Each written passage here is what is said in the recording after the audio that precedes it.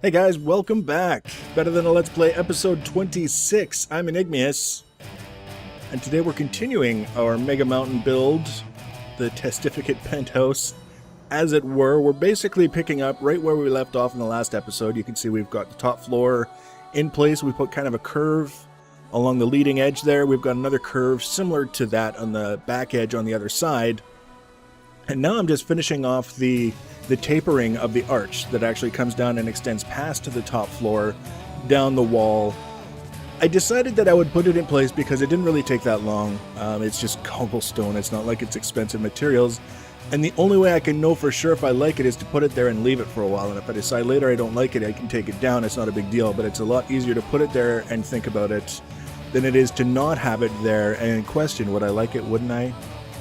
So I decided to just put it in place, and then from there, I decided a while back, I think I mentioned in the last episode, I wanted to have supporting arches under the main floor, or under each floor, sorry, not just this floor that we're doing it for now, but all of them, we're going to have arches that look like they're supporting the floor, because one of the things that I found is that things can start to look kind of drab if everything is just a flat floor.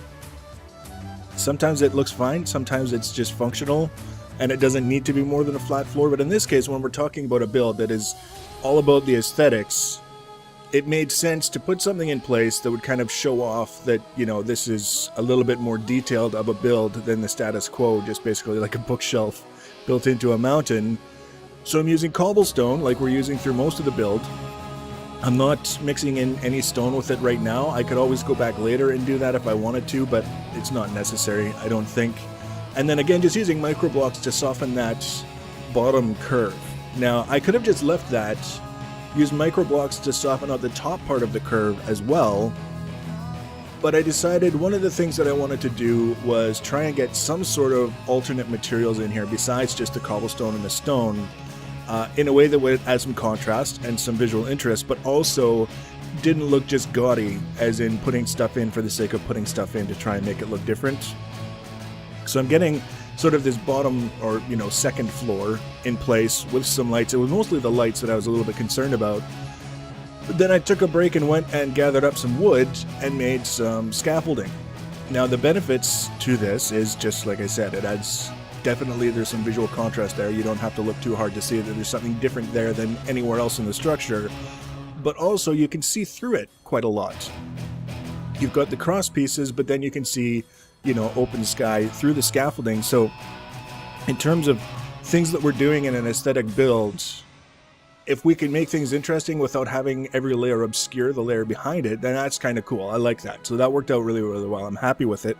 And that will be the template that we copy down for each floor going down to ground level. And then one of the other things that I looked at is we had that curved edge on the top floor, that leading edge, and it was pretty uniform, but if you look at the arch that we built in the back there, in the middle, sort of in the top, it's very uniform. It's that same width all the way across, even though to the left of it, you can see there's all this wasted space that we're not doing anything with. So if we can extend the floor out into that area and extend the arch where we have to make it look like it's actually serving a purpose, holding up material that might otherwise fall on people, then that gives us a little bit of extra room to work with, where we could maybe have things sticking up above the top of the arch so that we can get a little bit more visual interest, a little bit more freedom in terms of designing the structures that are going into this thing.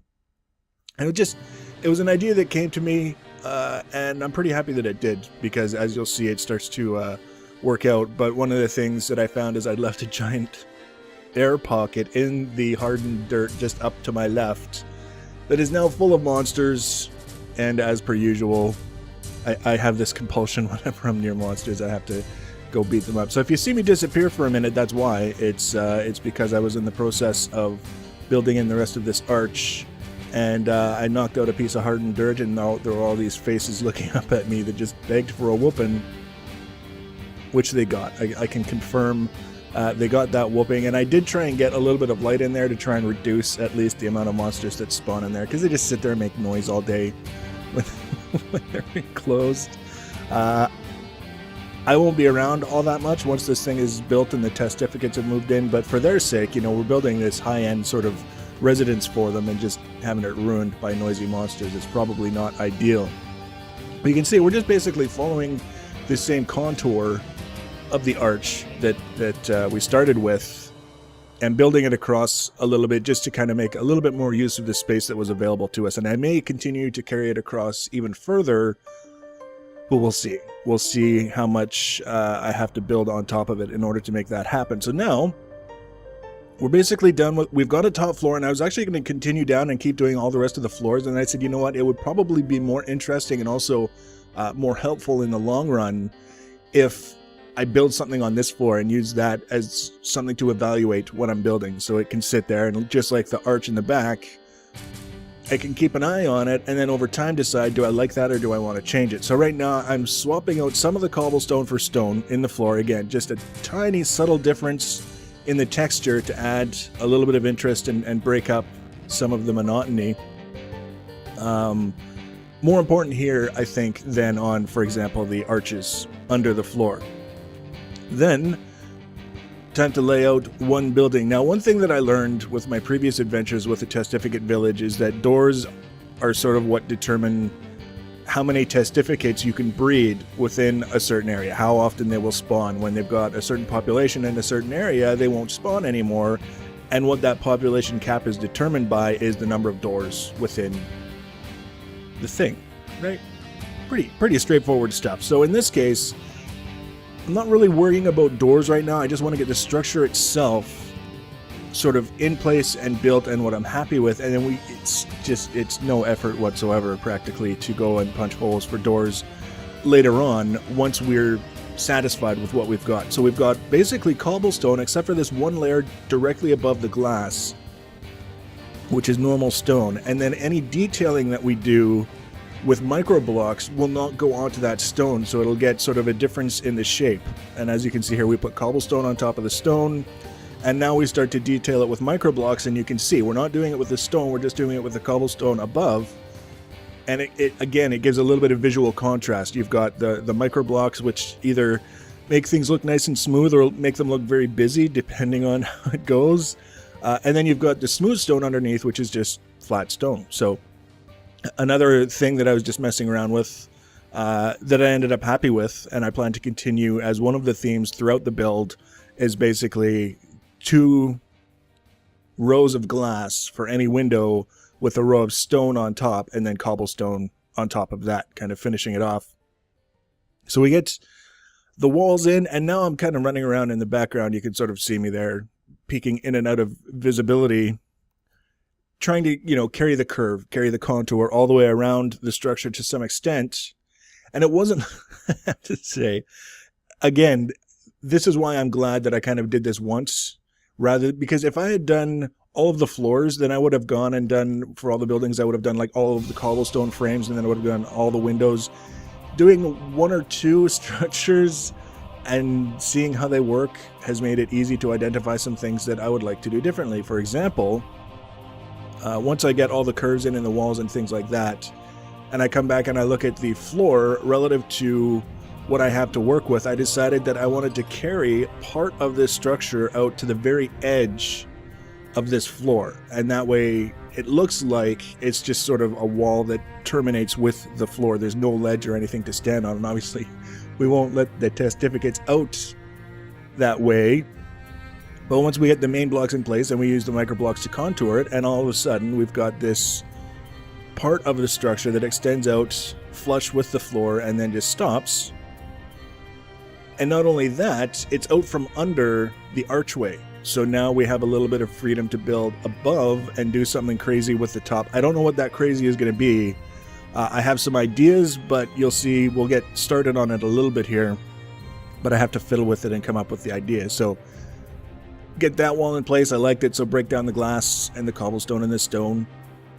And now we're just kind of building up to see how things are going to go together with when they meet with the dirt and such above. And where it's going to come out where we don't have any dirt and things of that nature, so we can come up with shapes and ideas and things that we'll probably be looking at in more detail in the next episode. In the next episode, we have to do the roof for the structure throughout, not just this one little section that's jutting out, and then also finish out this detailed section that's jutting out, so that hopefully it stands out enough to say, hey, that's kind of neat. It's not just a 9x9. because 9 by 9. I think we've avoided it through everything up to this point except for the lighting, because the lighting is actually 9 blocks wide. Oh, the lighting. So that's where I left off, because I kind of got this up to this point, and then I ran out of ideas and I needed time to think about it. So I said, okay, we'll use what we've got, we'll get it out there, and then the next episode we'll finish it off. So if you have any comments or feedback you want to leave them below, you can do that. If you want to be notified when I add the next video, you can subscribe to my channel. You can follow me on Twitter at Enigmius1. You can follow me on Google+, or maybe just keep your eyes peeled on Reddit, because sometimes I post links there. So we'll see you in the next episode, guys. Thanks for watching, and take care.